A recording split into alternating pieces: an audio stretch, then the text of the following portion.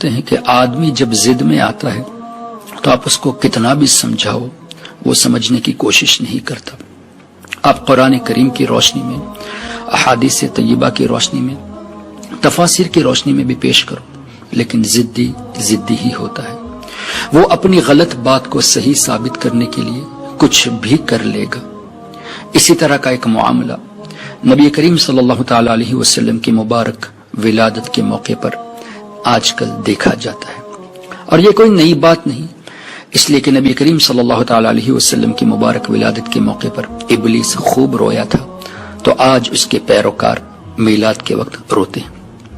اب چونکہ میلاد شریف تو ثابت ہے، میلاد شریف نبی کریم صلی اللہ علیہ وسلم کی ولادت مبارکہ کا ذکر کرنا، یہ قرآن سے ثابت، یہ حدیث سے ثابت، یہ تفاسیر سے ثابت، یہ ائمہ کرام کے اقوال سے، ان کے عمل سے بھی ثابت.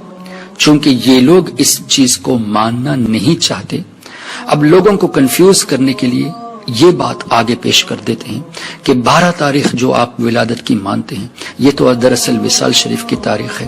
نبی کریم صلی اللہ تعالی علیہ وسلم کی ولادت کی تاریخ تو 12 نہیں ہے. اور یہ بھی کہتے ہیں کہ جس کو تم مانتے ہو اعلی حضرت امام احمد رضا رضی اللہ تعالیٰ عنہ، انہوں نے بھی تو 8 تاریخ ہی کو مانا ہے، انہوں نے بھی تو 8 تاریخ کو ہی لکھا ہے. اللہ اکبر. دیکھو آدمی جب ضد پہ آتا ہے تو بزرگوں کے قول میں بھی یہ تحریف کرنا شروع کر دیتا ہے. یہ جانتا ہے کہ سنی مسلمان اعلی حضرت امام احمد رضا کو مانتے ہیں، لیکن یہ نہیں جانتا کہ اعلی حضرت کو اس حیثیت سے مانتے ہیں کہ اعلی حضرت کبھی قرآن اور حدیث کے خلاف نہیں گئے. اعلی حضرت کو ہم اس حیثیت سے مانتے ہیں کہ سلف الصالحین ہی کا طریقہ اعلی حضرت امام احمد رضا نے ہمارے سامنے پیش کیا. یہی وجہ ہے کہ اس دور میں جب چاروں طرف سے اسلام پر، عقائد پر وار ہوئے، تو اعلی حضرت امام احمد رضا نے ہمارے اکابرین کے، سلف الصالحین کے اقوال کو ایک جگہ جمع کر کے دکھایا کہ یہی صحیح طریقہ ہے، یہی صحیح مسلک ہے، یہی اہل السنت والجماعہ ہے، جس کا نام مسلک اعلی حضرت سے آج یاد کیا جاتا ہے. اب اعلی حضرت امام احمد رضا کی کتاب میں نبی کریم صلی اللہ تعالی علیہ وسلم کی ولادت مبارکہ کا تذکرہ جب ہوا، جب سوال ہوا ولادت پر، تو اعلی حضرت امام احمد رضا نے کئی اقوال پیش کیے، 8 کا پیش کیا، 9 کا پیش کیا، کئی تاریخ پیش کی، اور یہ بھی تو لکھا کہ جمہور علماء کا یہ قول ہے کہ 12 ربیع الاول شریف نبی کریم صلی اللہ تعالی علیہ وسلم کی ولادت کا دن ہے، اور اسی پر عمل بھی ہے. مورخین کے تعلق سے اعلی حضرت نے یہ لکھا، اس اعتبار سے لکھا، تاریخ کے اعتبار سے جو تاریخ لکھے تھے کہ یہ 8 ربیع الاول کی پیدائش ہے. لیکن بعد میں اعلی حضرت نے یہ بھی لکھا کہ جمہور علماء کا یہ قول اور اسی پر عمل بھی ہے کہ 12 ربیع الاول شریف نبی کریم صلی اللہ تعالی علیہ وسلم کی ولادت ہوئی. اور یہ بھی تحریر فرمایا کہ اس زمانے میں مکہ شریف اور مدینہ شریف میں 12 ربیع الاول شریف ہی کو نبی کریم صلی اللہ تعالی علیہ وسلم کا میلاد منایا جاتا تھا.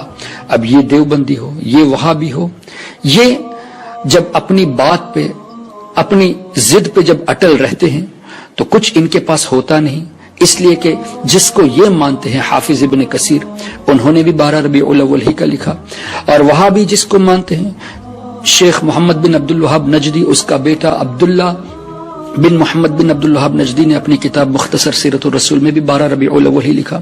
اسی طرح ہمارے اکابرین میں سے امام ابن شیبہ رضی اللہ تعالیٰ عنہ نے بھی 12 ربیع الاول لکھا. شیخ عبدالحق محدث دہلوی نے بھی لکھا. کئی بزرگوں نے 12 ربیع الاول ہی لکھا.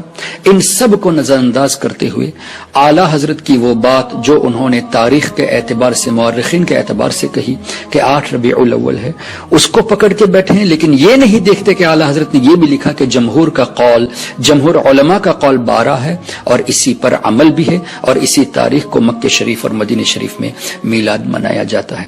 یہ ہے ان کا بغض. اللہ تعالیٰ ایسے شریر لوگوں سے ہمارے حفاظت فرمائے.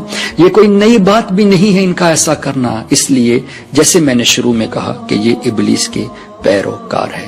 اللہ تعالیٰ ہمارا ایمان سلامت رکھے، اور نبی کریم صلی اللہ تعالیٰ علیہ وسلم جن کی ولادت کے صدقے میں سب کچھ ہمیں ملا، ان کی یاد میں خوشی منانے کی ہمیں توفیق عطا فرمائے. والسلام علیکم.